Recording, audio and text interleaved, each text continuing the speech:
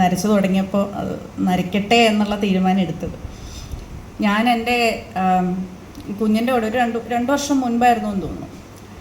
കുഞ്ഞിൻ്റെ കൂടെ ഇങ്ങനെ കളിച്ചുകൊണ്ടിരിക്കുന്ന സമയത്ത് അവനൊരു കളിപ്പാട്ടുണ്ട്, ഒരു പാവയുണ്ട്. നിങ്ങൾ ചിലരൊക്കെ എൻ്റെ ഇൻസ്റ്റയിൽ കണ്ടു കാണും. അപ്പോൾ എല്ലായിടത്തും പോകുമ്പോൾ അവളെയും കൂടെ കൊണ്ടു നടക്കാൻ ഭയങ്കര ഇഷ്ടമാണ്. അപ്പോൾ അവൾ പിന്നെ പുറത്തുനിന്ന് എൻ്റെ ഒരു സുഹൃത്ത് തന്ന ഒരു പാവക്കുട്ടിയാണ്.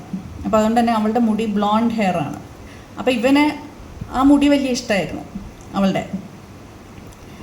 അപ്പോൾ എനിക്കിത് ഈ നരച്ചു തുടങ്ങിയപ്പോൾ ആദ്യം കുറച്ച് ഡൈ ചെയ്ത് പിന്നെ ആ ഡൈ പോയി കഴിയുമ്പോഴത്തേക്ക് ഉണ്ടാകുന്ന ഒരു ചെമ്പിൻ്റെ നിറവും സ്വർണ്ണത്തിൻ്റെ നിറവും വെള്ളിയുടെ നിറവും എല്ലാം കൂടെ ചേർന്ന് വരുമല്ലോ നമുക്ക്. അപ്പോൾ ഇങ്ങനെ പല നിറം എൻ്റെ മുടിയിൽ വന്നു തുടങ്ങിയപ്പോൾ അവൻ ഒരു ദിവസം എന്നോട് പറഞ്ഞു, അമ്മയുടെ മുടി ഭയങ്കര ക്യൂട്ടായിരിക്കുന്നു എന്ന് പറഞ്ഞു. ഞാൻ ചോദിച്ചു, അതെന്താ ക്യൂട്ട്, ബാക്കി എല്ലാവരും ഇത് ഇത്ര മോശമാണെന്ന് പറയുമ്പോൾ ഇവനെന്തിനാ ക്യൂട്ടെന്ന് പറയുന്നതെന്ന് വിചാരിച്ചു.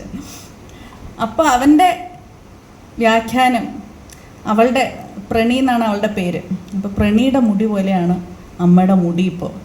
അതുകൊണ്ട് ഭയങ്കര ക്യൂട്ടാണ് ഈ മുടി. അവൻ്റെ പാവക്കുട്ടി, അവന് ഏറ്റവും ഇഷ്ടമുള്ള പാവക്കുട്ടിയാണ്. അപ്പോൾ അവളുടെ മുടി പോലെ ഇങ്ങനെ സ്വർണവും വെള്ളിയും ഒക്കെ ആയിട്ടിരിക്കുന്ന മുടിയാണ്, അത് ഭയങ്കര ക്യൂട്ടാണെന്ന് അവൻ പറഞ്ഞു. ആ പറഞ്ഞ ദിവസമാണ് എനിക്കത് ശരിക്കും സ്ട്രൈക്ക് ചെയ്തത്. നമ്മളിത്രയും ഈ കറുത്ത മുടി കണ്ട് ശീലിച്ചവരായതുകൊണ്ടാണ് നമുക്ക് അതാണ് അഴകെന്ന് തോന്നുന്നത്. അവൻ ആ പറയുന്ന സാമൂഹികമായിട്ടുള്ള ആ ഒരു സോഷ്യൽ കണ്ടീഷനിങ് അവൻ്റെ മനസ്സിലേക്ക് കയറി പറ്റാനുള്ള സമയമായിട്ടില്ല ആ പ്രായത്തിൽ.